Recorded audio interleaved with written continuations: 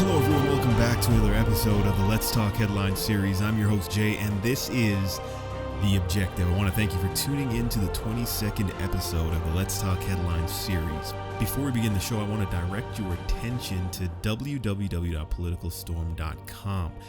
Not only do I contribute articles there, my show is uploaded to the website, along with many other conservative contributors ready to give you some good content to add to your daily news intake.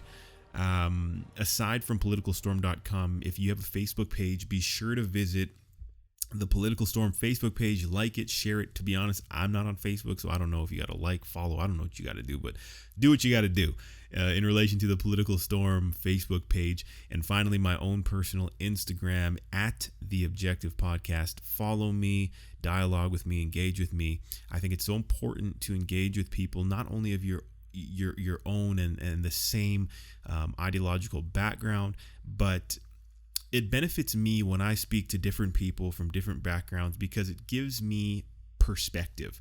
And that's so important in a world so vast, to gain perspective, not to be threatened by a difference of opinion. I think it's so important to build your perspective, to understand, because not only does understanding reinforce your beliefs if you are strongly grounded in what you believe, but it can also help change and not alter, but it can change the dynamics of what your beliefs are. In some cases, people have life-changing experiences when they are open to new perspectives, backed up by fact and logic and experience, and sometimes anecdotes. So that's very important. Anyways, I kind of went off on a tangent. Today's show, we're going to be discussing two important issues. Now, the news cycle moves so fast, especially in this last week. We had the two back-to-back mass shooting events that honestly had most people just overwhelmed. The second, well, actually, we'll speak about that second because that happened farther in the past. We're gonna talk about the most recent breaking news. And that is that Jeffrey Epstein, the billionaire investor connected to some of the biggest names among the elites in the judicial system, in the political realm, Hollywood. The Jeffrey Epstein, the man who was arrested for trafficking of underage girls and pedophilia-related charges, was found dead in his cell Saturday at 6 a.m. So that would have been August 10th at 6:30 a.m. Pardon me. Now, the reason why this makes news, and listen, folks, there are so many different commentaries on this and opinions on this, and I do appreciate you even taking the time to listen to mine. There's so much. This is very loaded, and to be honest with you, an entire show could be done solely on this story.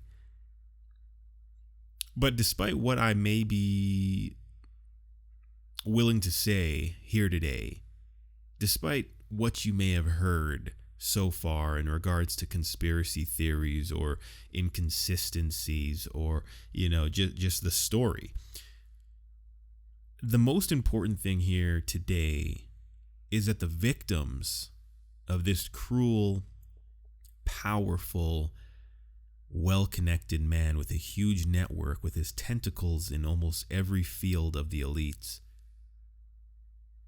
those victims do not get to experience justice.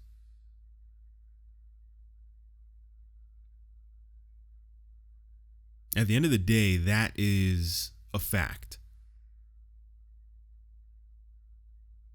They have been robbed of justice.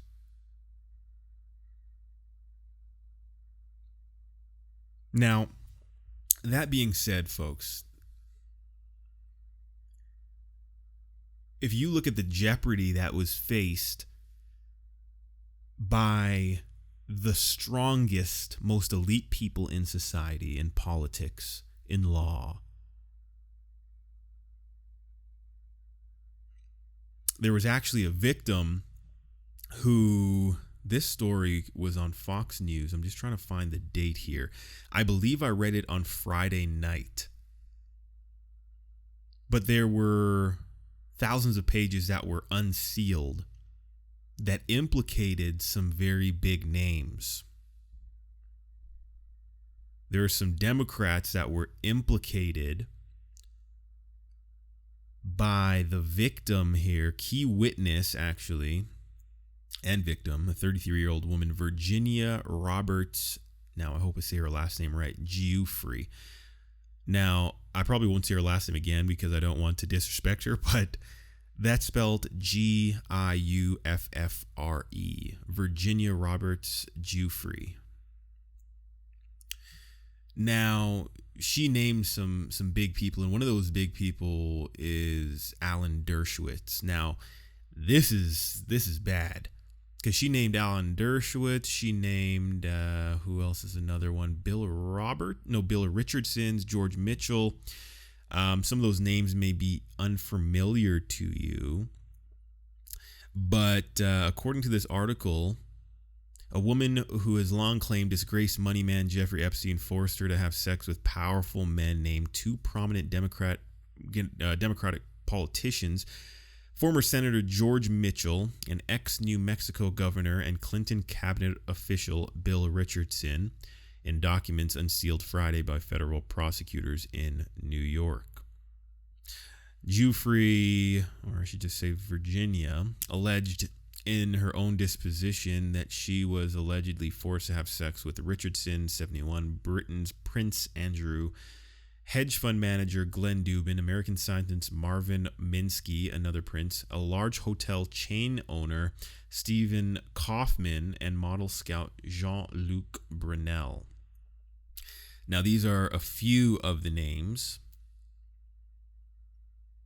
In another disposition, Virginia also reveals that she was trafficked to Mitchell, a former Senate Majority Leader who represented Maine from 1980 to 1995 and was later named Special Envoy to the Middle East by President Obama. Now, what's interesting about Dershowitz being named as one of the offenders, at the time when these statements were being taken, Virginia was labeled as Jane Doe number 3, claimed that Epstein required her to have sexual relationships with Dershowitz on numerous occasions while she was a minor. Virginia claimed to have had encounters in Florida on private planes in New York, New Mexico, and the U.S. Virgin Islands. Now, Dershowitz actually helped Epstein avoid federal prosecution when he was charged in, I believe it was 2007. It was a very controversial decision, and Dershowitz was associated and involved in that. Now, knowing that he could be knowing that he was implicated in this, and obviously he is innocent until proven guilty, but knowing that, it would kind of unwrap that controversial decision. It kind of gives us an idea as to why he helped in the decision to allow Epstein to avoid federal prosecution back in 2007, 2008. But here we are again, and we know based on documents that are open to the public, Bill Clinton, there's been at least 26 times that are known that he's flown to Jeffrey Epstein's private island. And Virginia actually named Clinton. Now, this is a very troubling story because, one, you have someone who is very disturbed. Not only do you have someone who's very disturbed, you have that same person who is very connected. And not only is he very connected, but he has been previously very protected. Now, money can buy you a lot of things. And we're talking a billionaire here. This guy was not just a small name. He was a big wig connected to many important people. Think of what these people had to lose in politics, in law enforcement. All of these people at the highest levels connected in some way to Mr. Epstein. With him alive, their livelihood and the connections and the tentacles and the system that they have created and that they operate in would be greatly threatened. And who knows what happened?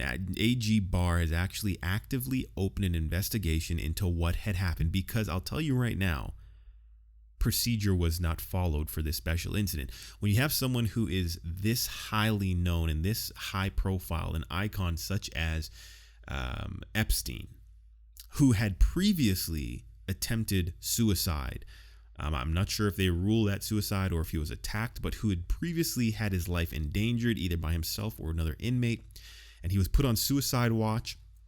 And after he was taken off suicide watch for whatever reason, I don't know why they wouldn't keep him on suicide watch until his trial, but he was taken off and he was in jail, supposed to be monitored every 30 minutes by guards, supposed to have a cellmate. His cellmate was removed in contravention to policy. When his cellmate was removed, and the officers for some reason did not check his cell every 30 minutes as was required, he was found dead. There's a lot of smoke here, and I'm interested to see what kind of fire AG Barr will turn up. We're going to cut to a quick break here. Thanks for sticking around. I'll be right back with you after these messages. The United States is running concentration camps on our southern border. Never again means something. If this organization is as fascist as you have called it, I've said it's fascist. And you have said it's fascist, then why don't you adopt the stance to eliminate it? Your colleague who was at the border with you compared the facilities to a concentration camp. Do you agree with that comparison? Absolutely. You will see the light, and if you don't, we will bring the fire. A car in the parking lot was torched, and investigators say the suspect threw flares at a propane tank, trying to make it explode. They took down an American flag and a Colorado state flag, and instead, as you see in some of this video, they raised a Mexican flag. We are learning new details about the man who threw explosive devices at an immigration detention center in Tacoma, Washington. Will you condemn Antifa for attacking an ICE facility? Will you condemn the Antifa attack in Washington over the weekend?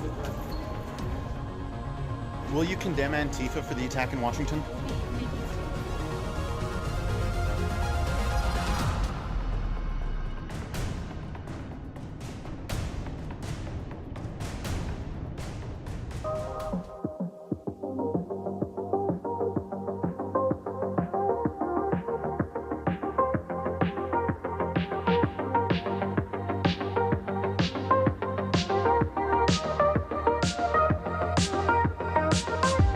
Welcome back to the second segment of the Let's Talk Headline series. I'm still your host, Jay, with the Objective Podcast. Now, this second segment, we're going to be looking at the fallout of these two recent mass shootings in the States, one in El Paso in a Walmart, claiming numerous lives, and the second one in Ohio at a club, or at a pub, where over 25 people were injured, and I believe it was 9 that were killed. This shooter in Ohio, at least, had about 30 seconds before police intervened. He was allegedly using a AR-style pistol as opposed to the rifle. That Chambers .223, and I'll tell you right now, that .223 that damage is catastrophic. And that kind of explains why the injury count was so high, because those rounds don't typically go in and stay in. They go in and they exit, and they go in again and then they exit. One of the reasons why people don't use that round, or rifles per se, typically they don't use rifle rounds and rifles in general for home defense, because that round will go through the bad guy, but it will also probably go through your neighbor's house and the neighbor after that. It's a very powerful, highly penetrating round. In El Paso, the gunman, who was, according to his alleged manifesto, was a self-proclaimed white nationalist. He had an AK-47, and he went into that Walmart with the intent of causing as much chaos and damage as he could. He gave up afterwards, handed himself into police when confronted. And here you are with another 2 mass murders. Now, these things, they cause great stress to the common consumer. As a matter of fact, it causes great stress to every consumer. But what separates the different types of consumers is, where do we go from here? What is the reaction? Is it a knee-jerk reaction? Or does whatever decision that's made require thoughtfulness, collectiveness, calmness, a sound mind? Very rarely do good things happen when a knee-jerk reaction is the tactic used. Very rarely, unless in a situation where it's very spontaneous and you say, you know what, I'm going to buy the lottery ticket today. And you go in and you buy that lottery ticket and you win. Very spontaneous, very knee-jerk reaction, but you win. That's a time when a knee-jerk reaction or a very spontaneous decision is a positive. Other than that, it's hard to come by a situation where acting solely off of emotion is the best tactic. Now, we're not going to get into every single fact, but I can tell you right now, per capita, with America with 329 million people, just over that, per capita for mass shootings, and a mass shooting is considered where 4 or more people are killed, America is far down the list. I believe Norway's number 1 in 2019 here. Canada is 2 lower. I think Canada's 14th and US is 12th on the list. For having 329 million people, unfortunately a lot of which do experience mental illness, that's not horrible. Now take that with a grain of salt, where we live in a very starved and depraved world where we have a culture of fixing or trying to fix the symptoms and hoping that the root will be fixed as well.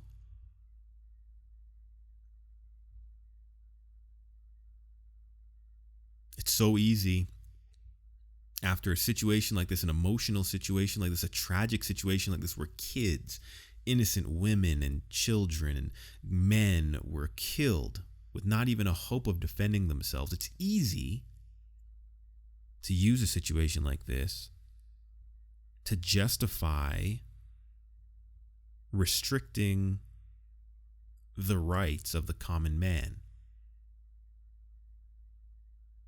It's easy. It's tragic. But when we look past the symptoms, because this is just a symptom, you see a huge influx in mental illness.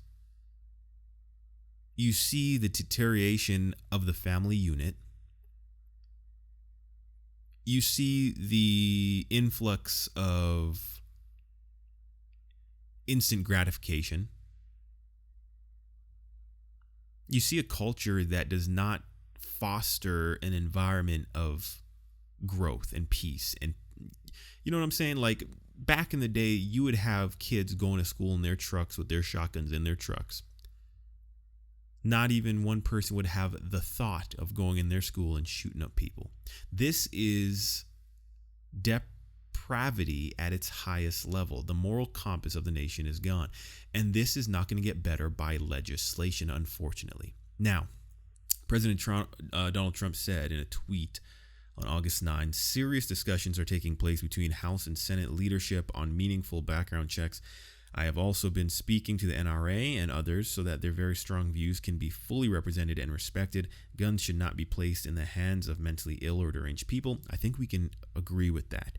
It's less than ideal to have mentally deranged or mentally ill people in possession of firearms. I'm the biggest Second Amendment person there is, but we all must work together for the good and safety of our country. Common sense things can be done that are good for everyone. Now, I agree with that. And the fact of the matter is the world continues to change, and quite honestly, not in a good way. So it is a job of government to create laws that will, in spirit, protect life, liberty, property, all that good stuff. That is a role of government, without infringing on the rights of their citizens. Now, don't want to get into a whole gun debate right now, or what all, the arguments are. But I am interested in seeing what the president decides to do.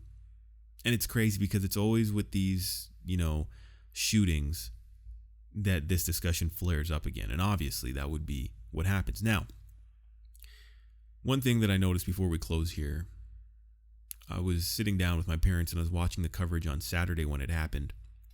And we were switching between CNN and Fox. And the coverage was starkly different. The coverage constantly attempted to tie the shooter in El Paso to President Donald Trump, tying the shooter to President Donald Trump's rhetoric. Some people calling Trump a white nationalist, people calling him a racist, and there's so much criticism towards the president, you would have thought that he was the one that pulled the trigger. And it's unfortunate because people, when these things happen, politicians, what they do is they politicize. And it's horrible. And it's like they can't help themselves. Political expediency it holds the highest position in their minds. Whatever is political expedient, whatever gives me best political real estate. I think it's disgusting. There's something I want to read to you here. Just wait. I'm just going to try to pull it up. I took a screenshot not too long ago. Just bear with me, folks. All right, I just pulled it up here. Reza Aslan, on his Twitter page, he tweeted, I don't know if you removed this by now, but August 4th, 2019. This is what he tweeted. After today, there's no longer any room for nuance. The president is a white nationalist terror leader. His supporters, all of them, are by definition white nationalist terror supporters. The MAGA hat is a KKK hood, and this evil racist scourge must be eradicated from society. Think about that for a moment. This is textbook demonizing your opposition comes before the eradication of that opposition. When you dehumanize the opposition, physical assault on those who are dehumanized is justified, in their mind at least. But the biggest thing to me was that when it came out that the Ohio shooter the next day was an Elizabeth Warren supporter, anti-gun, Antifa, socialist, and he went out and killed all those people, not once did the media project their hatred towards Elizabeth Warren. Not once did they blame her and her rhetoric. Not once did they blame the left or Antifa. All was silent. And they should tell us this is about political expediency. It's not about the truth. It's not about fair coverage. It's not about the facts. It's not about news. It's about spin. It's about politics. It's about mind control in the loosest sense. It's conditioning. So all I ask you is to open your eyes, open your ears. Do not be scared of another perspective. Instead, embrace other perspectives. View the world as a whole, not us versus them. Don't politicize tragedy. Don't have knee-jerk reactions. Instead, be thoughtful, be collected, be calm, and make it your goal to be objective. Have a good night.